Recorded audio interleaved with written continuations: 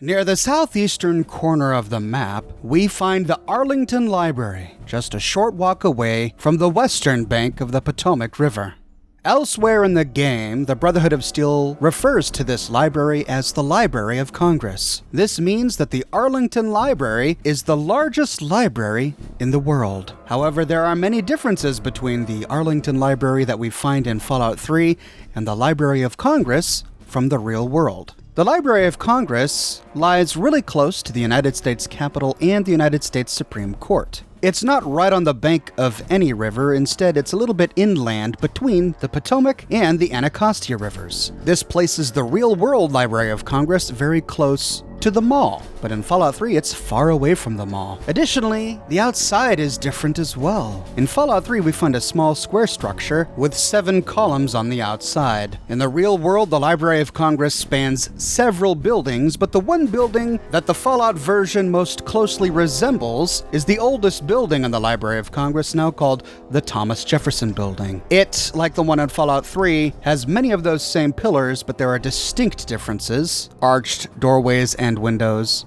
double columns instead of single columns, and most conspicuously a large golden dome, which is missing from the Fallout version.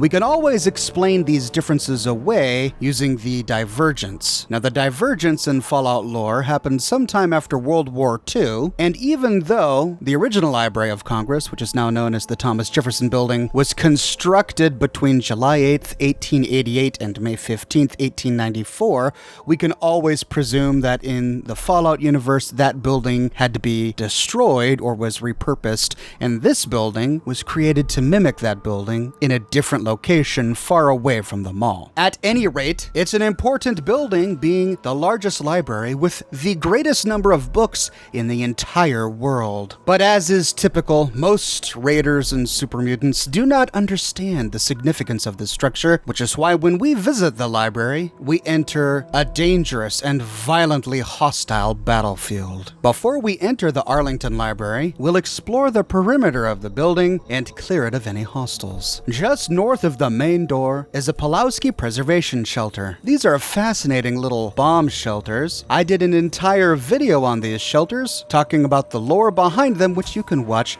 here. In this one, we find a skeleton, and beneath the skeleton, a copy of Guns and Bullets. As we run around the building, we see a great deal of destruction. This library was much larger in the pre-war days than it is today, which makes it more convincing as the world's largest library. The real-world Library of Congress spans multiple buildings. But in Fallout 3, the Arlington Library is right next to the Pentagon. As we get close, we see Brotherhood of Steel soldiers firing upon super mutants from atop the walls of the Citadel. We can aid the Brotherhood if we want by getting rid of these centaurs and super mutants, and it's a great way to get a tri-beam laser rifle. I found one on the Super Mutant Overlord, and it was exactly what I was looking for. It's a big trek going all the way around this building. The destruction collides with many nearby buildings, leaving just a few avenues open. But as we go around the ruin, we find a few entrances to nearby sewers, and then we find the Talon Company.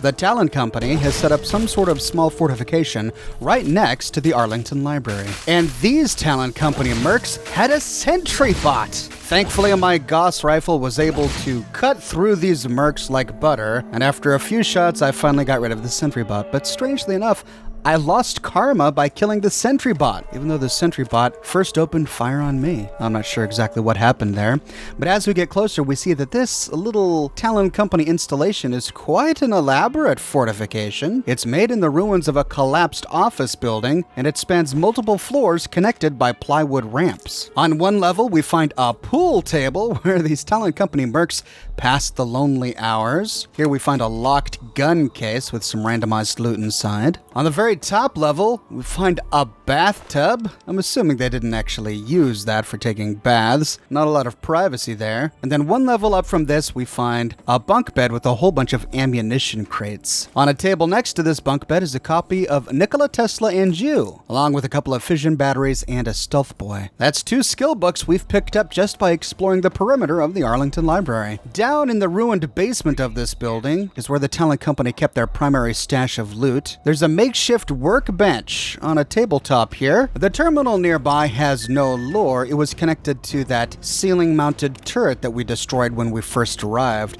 Sadly, we can't unlock the safe from this terminal, so we just have to lockpick the safe to get some randomized loot. There are 2 bookshelves filled with all sorts of scrap and 1 locked first aid kit, and then 4 ammunition crates on the ground filled with quite an assortment of ammunition. The Arlington Library is really close to the Duchess Gambit, the steamboat that takes you to Point Lookout. Never fear, ladies and gentlemen, we will take that ship soon. But back around to the Arlington Library, there is one area to clear before we enter.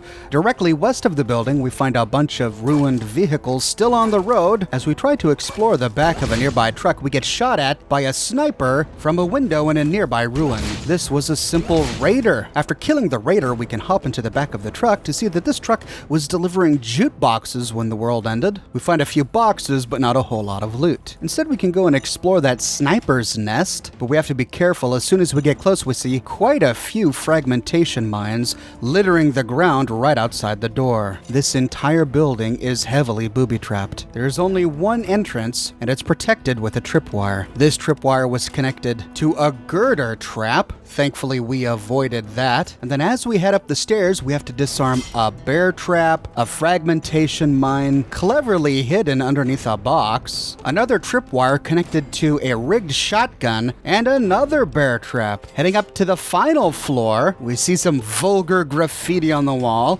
and we can disarm another bear trap, this time connected to a fragmentation bouquet, and at the very top, a Mark 6 turret. This was one enterprising raider sniper, disarming a final bear trap at the top and collecting the grenades from that fragmentation bouquet. We can head on inside. The raider had made a makeshift table out of 2 safes. We can loot some purified water from inside one and a bunch of chems from on top of the table. There are 2 locked first aid kits in the nearby room, with some goodies inside. And inside the final safe, we find a bunch of ammunition and chems. There's a workbench up here and a pitching machine, which I sadly couldn't interact with, but never fear, we'll see more of these in the future. Heading into the main room, we find the corpse of the raider right next to a locked footlocker and a bed. We can loot some ammunition and a gun case, and then we find 3 more safes, each with a different level of difficulty. The top one is a hard-locked safe with an assortment of goodies inside. The bottom right one is an average locked safe with even more goodies inside. And the bottom left one is an easy locked safe with quite an assortment of, you guessed it, goodies inside. Now that we've cleared the perimeter of the library, we can focus our sights on the library itself. For this trip, I brought Sydney with me, and together we went on inside. As soon as we arrive, we are taken aside by Scribe Yearling.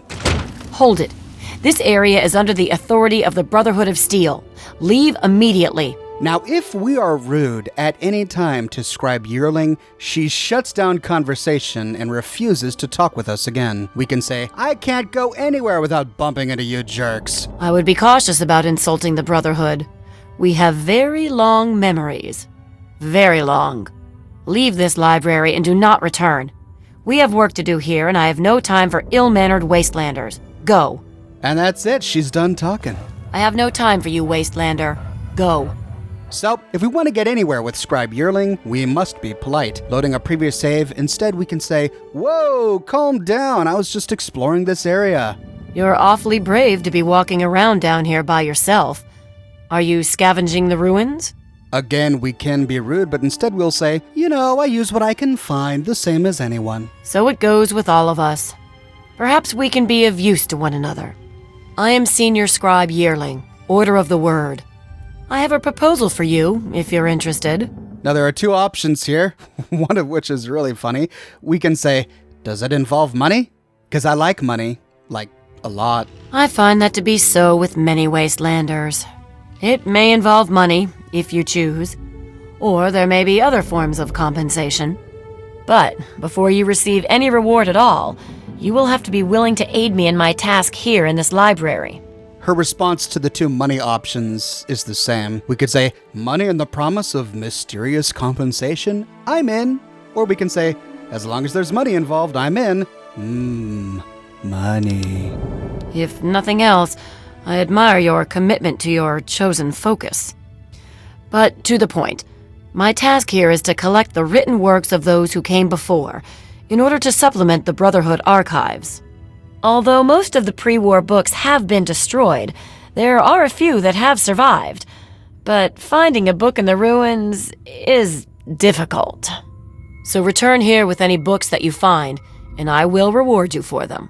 With money, because that's what you like. Or we can choose the inquisitive route, the route that Scribe Yearling is more likely to admire. Instead of talking about money, we can say, yeah, I'm interested in this, tell me more. Good. And she goes on as before, but we do get a new dialogue option if we choose the inquisitive route. We can ask why the Brotherhood is searching for books by saying the mighty Brotherhood is gathering books? Seriously? The collected knowledge of a lost age is worth far more than any weapon. Do not underestimate the power of the written word. But I will overlook your disrespect, because you can be of use. Or we can be less insulting and say, and you want me to help you gather books, right? Precisely. The collected knowledge of a lost age is worth far more than any weapon. So, return here with any books that you find in good condition. I will compensate you for every volume that you bring me.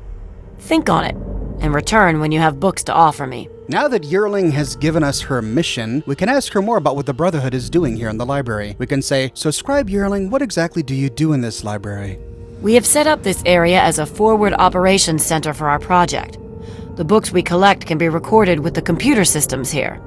We then ship them, under escort, back to the Citadel for transcribing into the archives there. Given its proximity to the Citadel, that makes a lot of sense. But Scribe, why are you collecting books? Books represent the collected knowledge of the world before. Everything from a child's storybook to a detailed technical guide has value. By assembling and recording this knowledge, we scribes can analyze it and use it to further the goals of the Brotherhood. Whatever our elder decides that those goals are, that is. Oh, wait a minute. Is there a problem with your elder? It is not my place to criticize Elder Lyons. All I will say to an outsider is that he is not a traditionalist. That is all.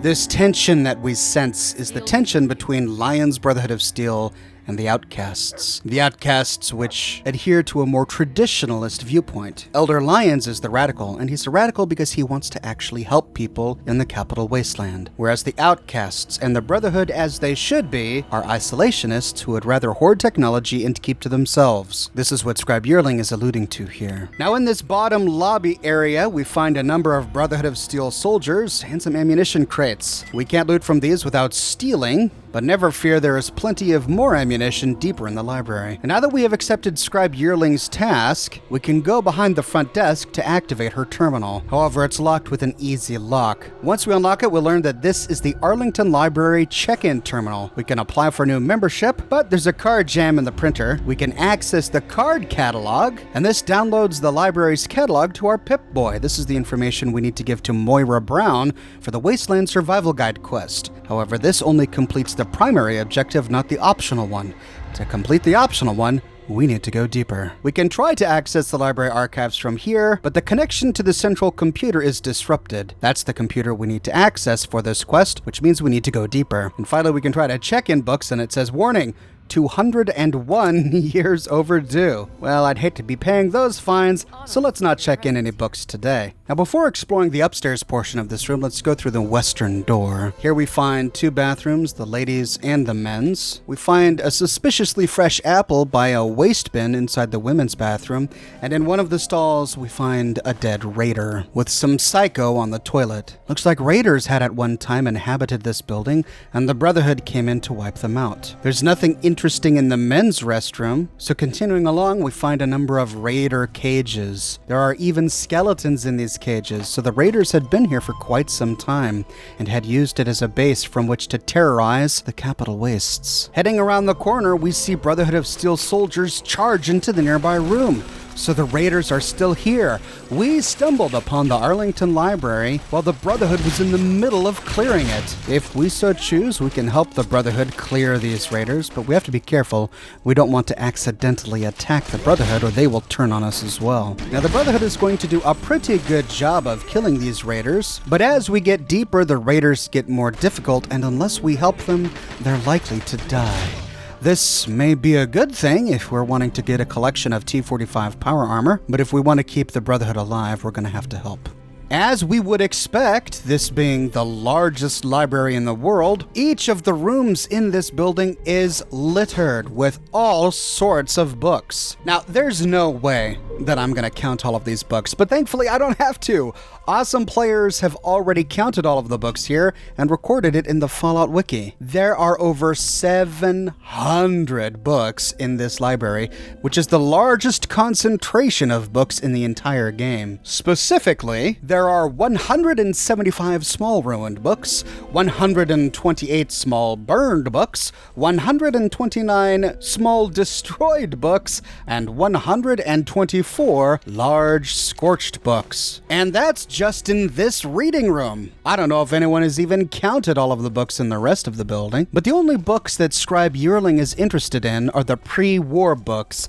These are much harder to find. We can find them all over the place, but usually not in large concentrations. We can find 6 at the National Guard Depot, 9 at the minefield, 5 in the National Archives, but the Arlington Library does have the most. We find 10 here in the library, 3 in this lobby area, 5 in the children's wing, which we will explore soon, and 2 in the media archives. At 100 caps a book, that means we can walk away with 1,000 caps just by finding all of the books in the Arlington Library. Against the western wall is a door that leads to a hallway filled with all sorts of rad roaches. The adjacent rooms were used by raiders to store more cages and more bodies. Heading down the northern hallway and through a door, we find another hallway with a door on the left that leads to the library media archive. This is where we need to go to finish Moira Brown's quest, but we'll tackle that in a minute. Let's finish exploring this primary lobby area. Heading up the stairs, we can loot the corpses of the raiders whom we and the Brotherhood just killed. Near to 2 of these corpses, we find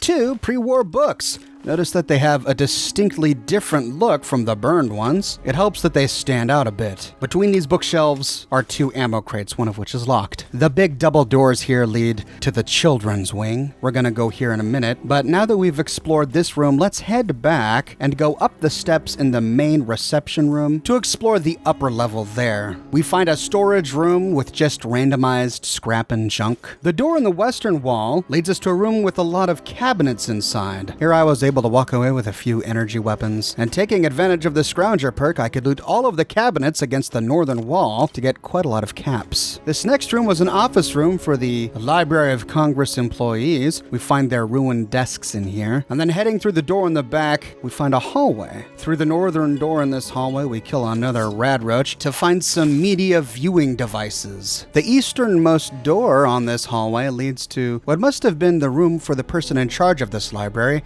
There were some beautiful portraits on the walls, but these have since been cut away. We do find 2 plaques against the eastern wall next to some darts stacked on a cabinet. These are so blurry they're really hard to read, but what we can read tells us that one of these plaques came from the Germantown Police Department, and it was an award somehow related to fine arts. The graphic is just too illegible to make out the rest of this text. But most importantly, on the desk beneath the lamp is a big book of science. Turning around and going west down the hallway leads us to an upper level in the large reading room that we explored previously. Here we find a crushed skeleton underneath a toppled over bookcase and a couple more ammo containers. We can now go on into the children's wing. As soon as we arrive, we find a battle raging between the Brotherhood of Steel Soldiers and the raiders. Heading west, we can go through a door to find what must have been a small playroom, and it's here where we find something I didn't want to find.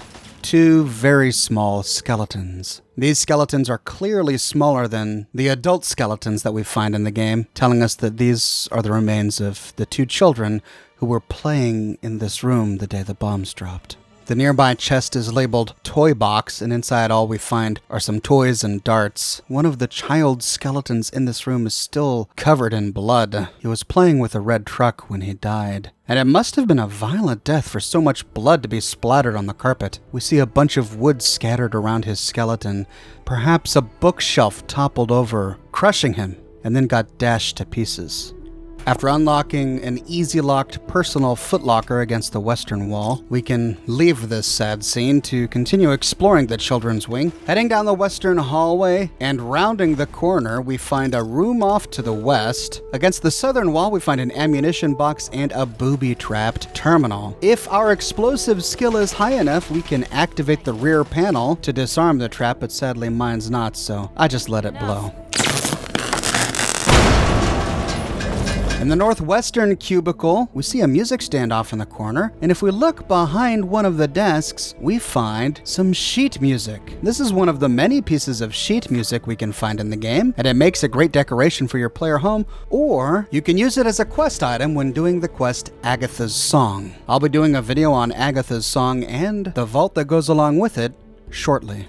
Heading out of this room and going down the southern hallway, we can turn left to find a grisly scene.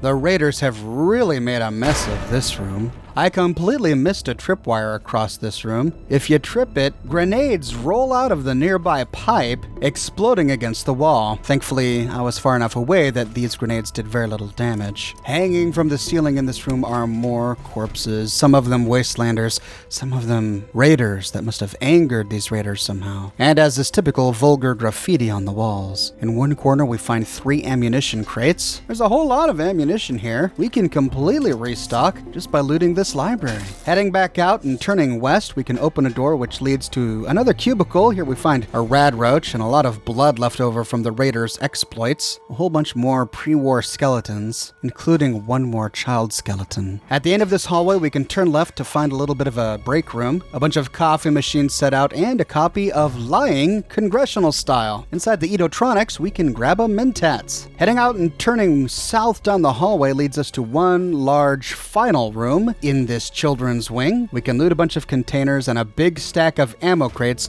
and then turn around and head out of the children's wing, and then find our way back to the door that leads to the library media archive. Directly before us is a stairway going up. As we get to the top of the stairs, we see a bunch of baseballs and some Brotherhood of Steel soldiers sneaking in. Turning around the corner, we see one of those pitching machines, just like we saw at the top of that one building, only this one is working, shooting a whole bunch of baseballs. It's then that the raiders attack, and it seems to me that this was a missed opportunity. The raiders should have been using grenades in this pitching machine instead of baseballs. But after a short bit of work with the Operation Anchorage electric sword, we tear these raiders to bits. And now we can explore the rooms. In the westernmost room, we see that the raiders have set up some sort of maze or barricade using some of the furniture in this room. We don't find much in these bathrooms. Instead, we can head on up the stairs where we find the Brotherhood of Steel engaged in a fierce battle with the raiders at the end of this room. This is where the raiders have really dug in.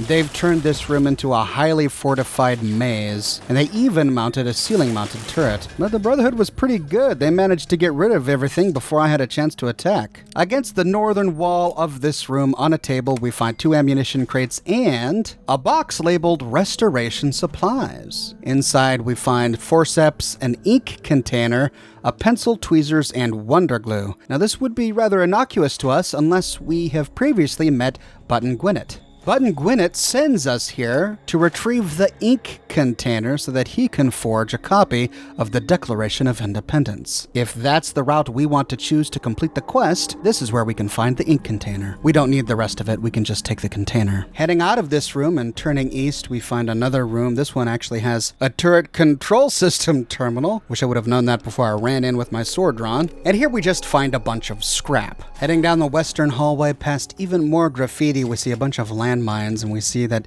one of the Brotherhood soldiers has sadly trodden on one. But at least we can loot his T-45 power armor, unless it encumbers us, in which case we'll have to put it back on his corpse and come back later. Through a northern door, we find a pool room with another hanging corpse, a bottle cap mine, a first aid kit, and a copy of Tales of a Junktown Jerky Vendor. Heading out and going through a southern door down the hallway leads us to a room with a completely collapsed floor. Instead of climbing climbing up the collapsed floor, let's head all the way back and go through that one door with a hallway that leads up a stairway that we passed earlier. This will connect to that very same room. Opening a western door, we can loot a first aid kit, and here we find another turret control system terminal. We know this has got to be connected to a turret, so we can hack this terminal and deactivate the turret before moving forward. And sure enough, we see a turret in the ceiling in the adjacent room. On the western side of this room, we see more of those fragmentation mines on the ground. And then heading south, we find a room that they must have used for torture. A lot of corpses tied to beds, skeletons still in pools of their own blood, some in cages, and even more hanging from the ceiling. Are no raiders clean? Do none of them worry about hygiene? If I was a raider, and even if I took a sick delight in massacring people and hanging their bodies from the ceiling, I'd be very worried about hygiene. We find an assortment of randomized loot in that one room with the collapsed floor. Going through a southern door, we can turn west to find the final stand of the raiders in the library. This is the toughest raider fight, the most elaborate maze they have made for themselves, and the thickest fortification. Here, the Brotherhood does not help. We need to clear this room all by ourselves. Thankfully, I had Sydney with me, and we can snipe these raiders to death as they peer out from behind their desks. Once the raiders are dead, we can unlock an average locked terminal against the northern wall. Sadly, this doesn't have any lore, but it does control the nearby safe, which we can loot for randomized loot. On a desk against the northern wall, we find a copy of Tumblers Today, and directly west of this is a desk with a whole bunch of chems on top. There are plenty of containers that have been used in this fortification that we can loot to take advantage of the Scrounger perk, and in the middle of this fortification, we find a pre-war book lying on a table next to the Arlington Public Library public terminal. The owner of this terminal was head librarian Munson. The first item talks about the literacy programs, and here we find a little bit of pre-war corruption. I don't know, is this corruption? The Virginia School District had a reading program called Virginia Reads. Recently, they got a generous donation from the Arlington Dental Foundation. Based on this generous donation, the program will be going through some new changes. Beginning immediately, the program will change from Reading Education and Development System, READS, to the following more holistic and hygienic program, Reading Education and Dental Supplies. Remember to keep your mind sharp and your teeth clean. So these dentists made a generous quote-unquote donation to the library, but in exchange, the program will be promoting the sale of dental supplies. Yeah, that seems pretty corrupt, but then again, teeth are important. I guess there is worst corruption out there. The next two options are Access Card Catalog and Transfer Library Archives. If we didn't gain access to the locked terminal in the lobby next to Scribe Yearling, we can download the card catalog here. But we already downloaded that from that terminal, but we didn't have access to the library archives from that terminal. But we do have access to them here. Now we can download the library archives, which completes the optional objective for the Wasteland Survival Guide quest. As we leave, we see a stack of skulls against the southwestern corner, and cleverly hidden behind it, we find a Nuka-Cola Quantum. This will be great to hand to Sierra Petrovita at a later date. Now that we've fully explored the library, we can weave our way out. To leave, we take the hallway south and exit through a door to the children's wing. But wait a minute, didn't we completely explore the children's wing? How did we miss this exit? We find ourselves in a completely wrecked room at the top floor of the children's wing.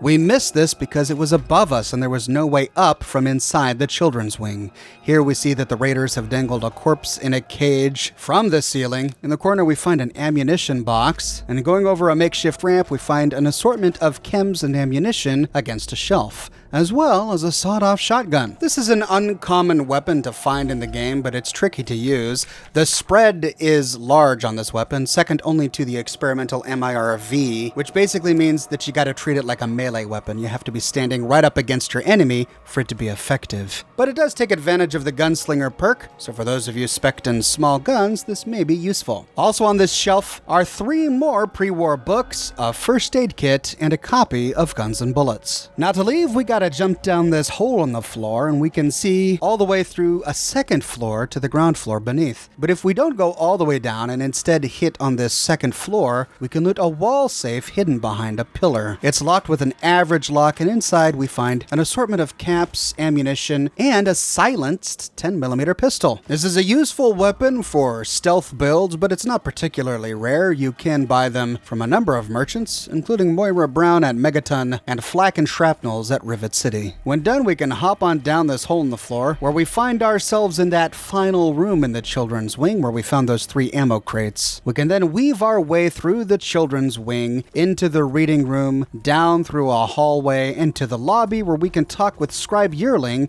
to turn in the pre-war books that we've found here. Welcome back. Have you been successful in your search for books? You betcha! Excellent. How many are you willing to trade? We can then choose how many we want to give her, up to 5, or all of the ones we have in our inventory. Very well. Here is your reward. Use it well and return with more books when you can.